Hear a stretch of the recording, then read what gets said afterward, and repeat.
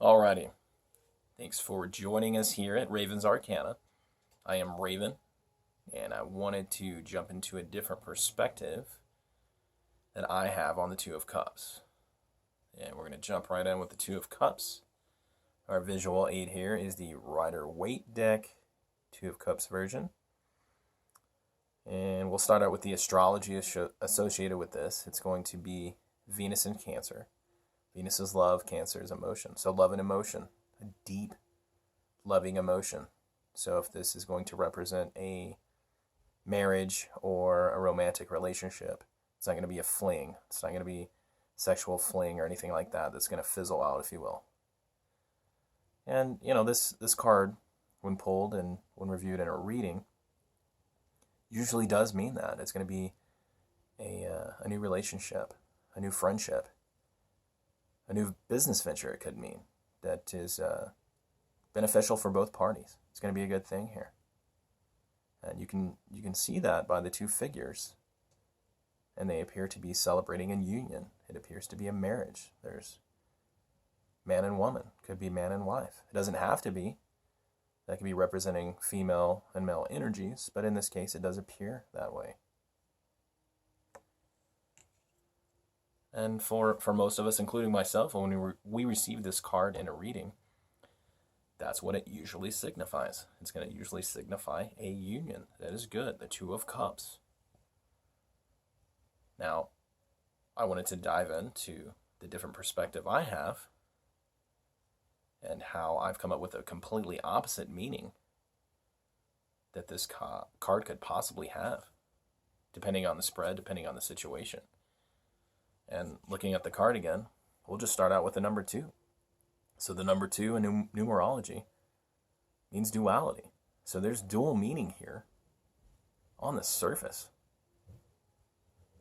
Look at the ground. The ground is barren that they are standing on. So there's a relationship that is grounded in earth that it appears that nothing's growing on. Now in the distance, there appears to be a farmhouse or trees and, you know, a very lush, green, full of abundance hill back there. But their union is based upon something that is barren. If you want to look at what they're wearing, look at her gown is white, purity, wonderful thing.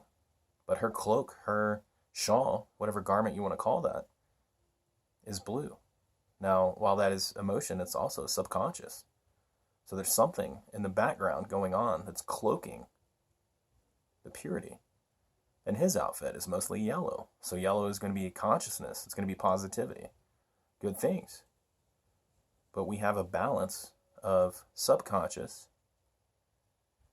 and consciousness. There's duality right there. You know, he also has the 4-petaled leaf. Green. It's abundance. The 4 petals could represent fire, earth, air, and water. You know, the spiritual self, emotional self, intellectual self. The earth self, grounding. Good things. He has a blouse or a shirt on that's white and pure. So on the surface, it looks like they are sharing their emotions together. Good things. But then we get to the wreaths on their heads. They're wearing crowns. And her crown is the laurel wreath, traditionally associated with Apollo. The Greeks and the Romans used this to signify victory and success. That's not bad. But victory, you know, it could be victory in the relationship, in the partnership. You're celebrating. Why not? Cheers with the emotional cups.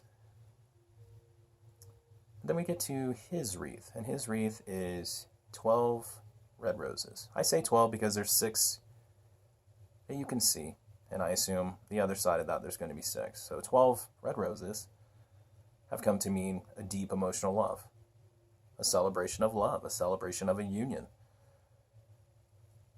But the crown of roses also means the rosary. So in Catholicism, you are praying to Mary for forgiveness. You are praying for protection. You're praying for something. And the red rose also signifies in Christianity suffering. So the suffering of Christ. So there's suffering and sacrifice and praying for assistance. And then on the other side, there's victory. So dualistic meanings there.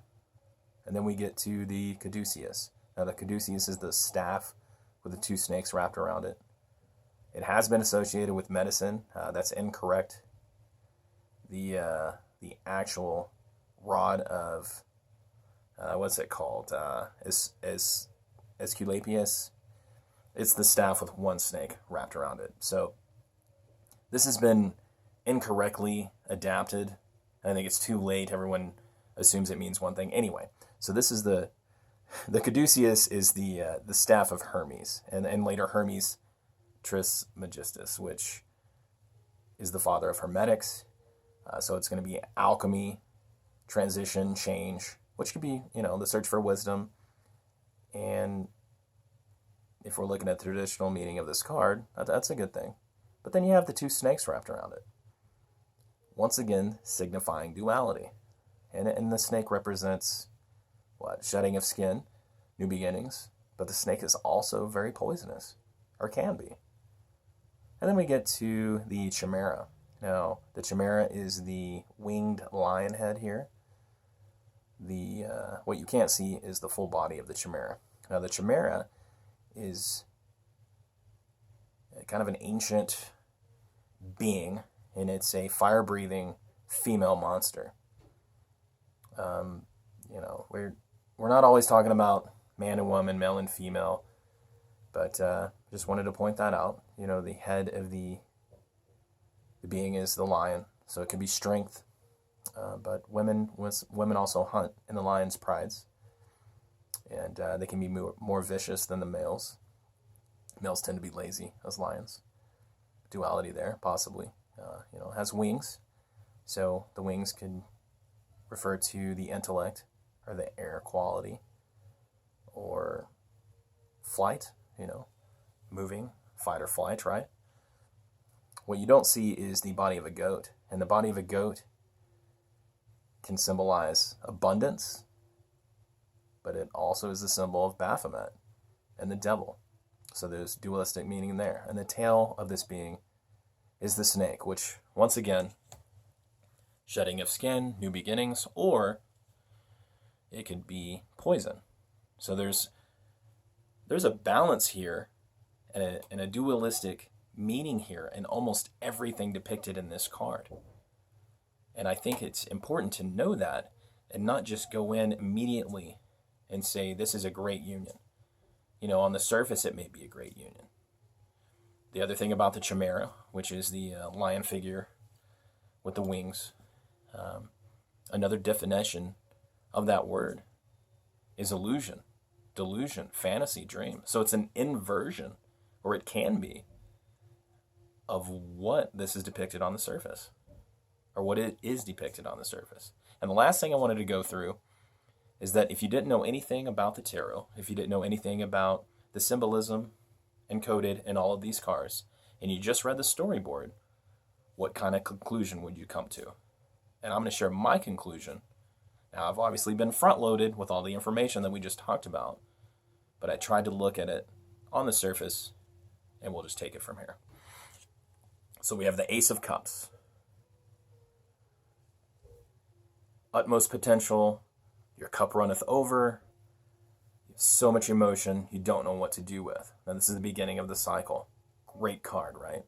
Or appears to be. Two of Cups, which we just spoke about. Appears to be a good union there. You're starting something new, but you had all this emotion, and your next step in your lesson to elevate your emotional self was you just jumped into this relationship. That was my first thought. You're automatically sharing half of what's in your cup. Then we get to the Three of Cups. There's a celebration going on. The male figure doesn't appear to be there. There's three women, or what appear to be three women. Two are facing in, one's facing away. Is the one facing away? Why is she not showing her face? Is she ashamed? I don't know. But there's 3 cups now. So she shared her cup with 2 others.